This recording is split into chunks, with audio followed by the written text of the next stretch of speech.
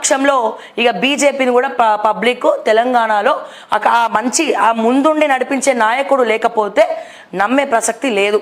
So ఇక మిగిలింది option ఏంటి? బీఆర్ఎస్ గనక ఇంకో 1-2 ఇయర్స్లో ఇంకా మీరు పేరు మార్చుకోకుండా, మీ మండల అధ్యక్షులు జిల్లా అధ్యక్షుల్ని మార్చకుండా, కమిటీలు ఏర్పాటు చేసుకోకుండా, ఫీల్డ్లో తిరగకుండా, ప్రశ్నించకుండా ఇదే పనిగా వెళ్ళిపోతే మరి మీకు కూడా మరి ఏమవుతుందో తెలియదు. కానీ సో ఇక్కడ కేంద్రం మీద కూడా ఆధారపడి ఉంది.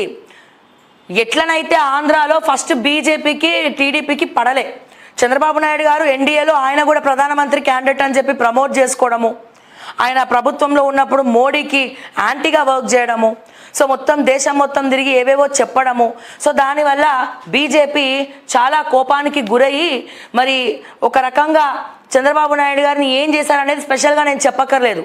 పెద్ద పెద్ద సీనియర్ జర్నలిస్టులతో సహా చాలామంది ప్రజలు మనకంటే ప్రజలకి బాగా తెలుసు. సో దాని తర్వాత ఏం చేశారు? టీడీపీని తీసుకుపోయి బీజేపీలో ఇట్లనే విలీనం చేసిర్రా? లేదు. అక్కడ ఉన్నటువంటి ప్రజల నాడిని బీజేపీ పట్టింది. అక్కడ ఉన్నటువంటి ఆ టైంకి ఎందుకంటే బీజేపీకి ఉన్నది ప్రత్యేకమైనటువంటి ఇంటెలిజెన్సు. సో ఆ ఇంటెలిజెన్స్ ముందర ఈ రాష్ట్రంలో ఉన్నటువంటి ఇంటెలిజెన్స్ ఇవన్నీ కూడా వేస్టు. అక్కడ ఉన్నటువంటి పెద్ద పెద్ద ఐఐటీలో చదువుకున్న వాళ్ళు ఐటీ వింగ్స్లో ఉంటారు. సో వాళ్ళు స్వచ్ఛందంగా ఆర్ఎస్ఎస్ తోటి వాళ్ళు స్వచ్ఛందంగా డబ్బుల కోసం పనిచేసేటోళ్ళు కాదు, ఒక వాల్యూస్ కోసం పనిచేసిన వాళ్ళు ఉంటారు బీజేపీ కార్యకర్తలు అన్న విషయాన్ని నేను మరొక్కసారి గుర్తు చేస్తా ఉన్నా. సో ఇక్కడ గ్రౌండ్లో ఏం జరుగుతుంది, ప్రజల నాడి ఏం చెప్తుంది, ప్రజలు ఏం చెప్తున్నారో వివిధ రకాలుగా సర్వేలు చేసుకుంటారు.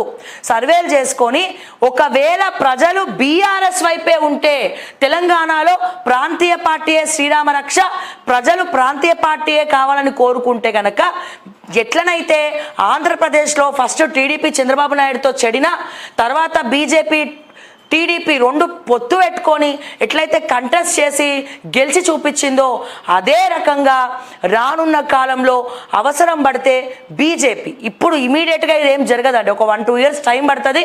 సో బీజేపీ బీఆర్ఎస్ అప్పుడున్నటువంటి ప్రజల నాడిని పట్టుకొని ఆ ఈక్వేషన్స్ని పట్టుకొని అప్పుడున్నటువంటి సిచ్యువేషన్స్ వల్ల మరి వాళ్ళిద్దరూ పొత్తు పెట్టుకున్న ఆశ్చర్యపోవక్కర్లేదు.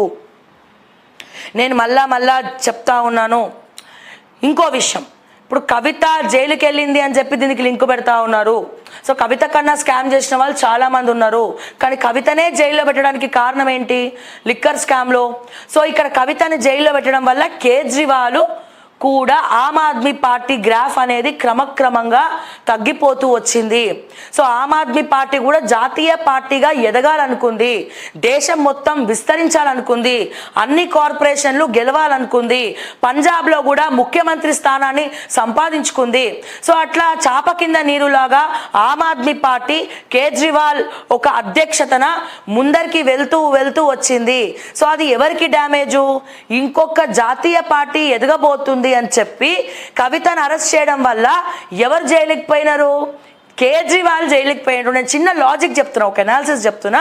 కేజ్రీవాల్ కూడా జైలుకి పోయినాడు. సో దానివల్ల కేజ్రీవాల్ గ్రాఫ్ తగ్గిపోయింది. సో దీనివల్ల ఆమ్ ఆద్మీ పార్టీ ఉన్నటువంటి డిప్యూటీ సీఎం కావచ్చు, బలమైన నాయకులందరూ కూడా దీంట్లో ఇరుక్కున్నారు. సో దాన్ని పావుగా వాడుకుంది ఎవరిక్కడ పామైండ్రు? కవిత పామైంది. కవిత ఒక పావైంది అక్కడ. సో ఇక్కడ ఎవరికి లబ్ధి పొందింది? బీజేపీకే మంచి జరిగింది. కేజ్రీవాల్ జైలుకి వెళ్ళడం వల్ల, కేసులో ఇరుక్కోవడం వల్ల. ఎవరి వల్ల ఇరుక్కున్నారు? కవిత వల్ల. ఫస్ట్ ఎవరిని వేసిండ్రు? బినామీల తర్వాత నెక్స్ట్ స్టెప్ ఎవరిని వేసిండ్రు? కవితని.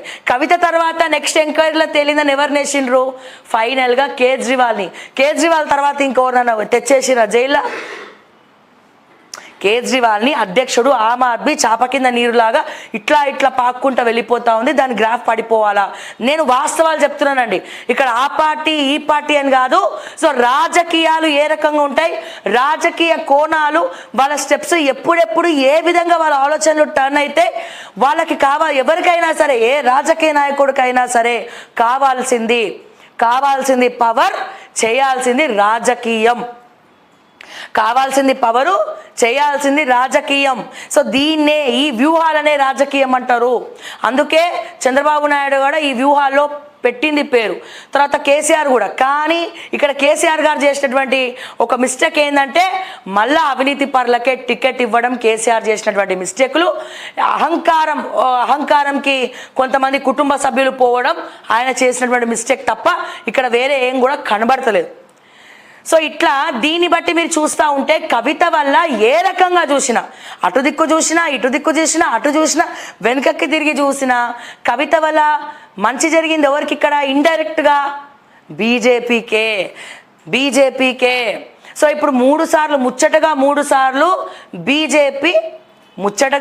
సార్లు బీజేపీ పరిపాలించింది దేశాన్ని.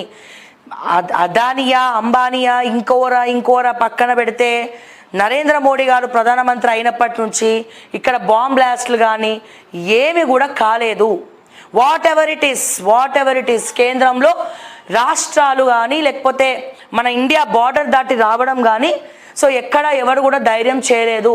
అందుకే ఇంటర్నేషనల్ మీడియా మొత్తం కూడా టోటల్ ఇంటర్నేషనల్ మాఫియా మొత్తం కూడా బీజేపీ కేంద్రంలో అధికారం రావద్దు అని చెప్పి చాలామంది పార్టీలు ఏవైతే ఉన్నాయో ఆ పార్టీలకు ఇంటర్నేషనల్ మాఫియా నుండి ఫండింగ్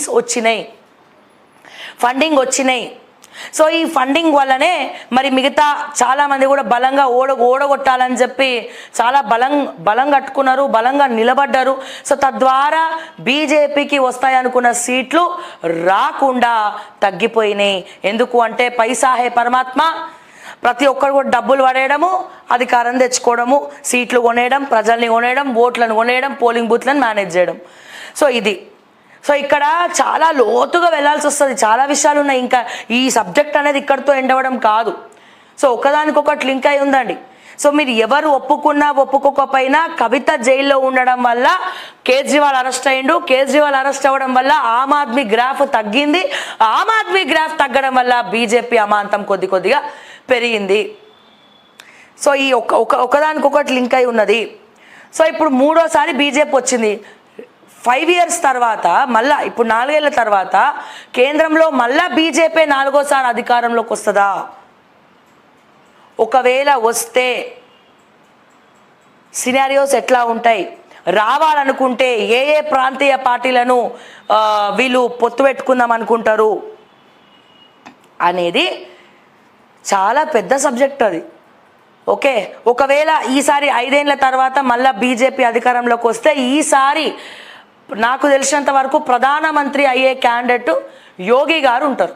ఒకవేళ బీజేపీ కనుక మళ్ళీ అధికారంలోకి వస్తే మన యోగి గారు ప్రధానమంత్రి క్యాండిడేట్గా మరి నిలబెడతారని నేను అనుకుంటున్నా. అంటే నేను అనుకోవడం కాదు.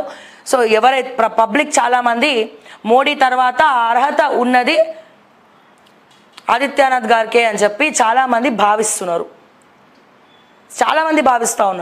సో ఇటువంటి సినారియోస్లో సో ప్రాంతీయ పార్టీలు ఫస్ట్ దాన్ని డ్యామేజ్ చేయాలని చెప్పి బీజేపీ అనుకున్నప్పటికీ సౌత్లో అది ఫెయిల్ అయింది. సో వీళ్ళు అధికారంలోకి రావాలన్నా ఏం చేయాలన్నా మళ్ళా ఇక్కడ ప్రాంతీయ పార్టీతోటే మద్దతు పలకాల్సిందే, ప్రాంతీయ పార్టీకి సపోర్ట్ చేయాల్సిందే, ప్రాంతీయ పార్టీలతోటి చేతులు కలపాల్సిందే బీజేపీ. వేరే ఆప్షన్ లేదు. రాజకీయ కోణంలో బీజేపీ రావాలా, అక్కడ దేశం బాగుండాలనుకుంటే తప్ప.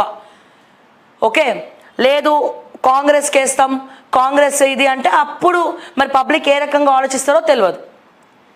మళ్ళాసారి తెలంగాణలో కాంగ్రెస్ని నమ్మరు. ఒకవేళ కేంద్రంలో కాంగ్రెస్ వచ్చినా తెలంగాణలో కాంగ్రెస్ రాదు. ఎందుకంటే 7 నెలల్లో 7 చెరువుల నీళ్లు తాగించిన వాళ్ళు ఇంకా 4 ఏళ్లలో ఇంకెన్నో తాగిస్తారు. నిన్న చూసి